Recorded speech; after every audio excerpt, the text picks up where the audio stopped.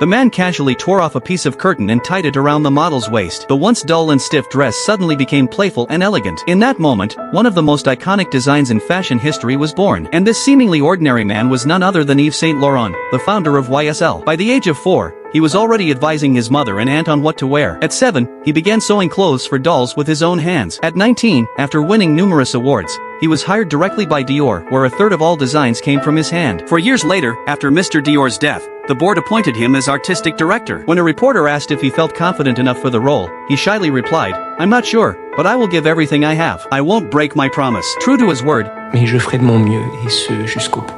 he declined all unnecessary social engagements and parties, locking himself in a small room, sketching and drafting tirelessly. He studied garments obsessively, refining every flaw he could find. Soon, his first fashion show was launched. The first piece was simple yet elegant, the second, dazzling and dramatic. Backstage, he paid meticulous attention to every detail, from the model's earrings and necklace to their hairstyle. The audience was mesmerized. One dress in particular, named L'Amante, the Lover, stood out for its soft, natural beauty, a striking contrast to Dior's more structured aesthetic. The final piece was a wedding dress. Even before the model began her walk, the audience broke into relentless applause. They knew the genius designer was about to appear, a rare public sight. The man bowed shyly amid thundering applause, though one man in the crowd remained still, his eyes fixed intently on him. That man was a businessman. At the banquet that evening, he intentionally sat next to Eve, striking up a conversation and telling witty jokes. After the dinner, he invited Eve to a countryside retreat. They painted, swam, and wandered aimlessly together, their relationship deepening dramatically. Eve had never been happier. For the first time, he learned to take the initiative.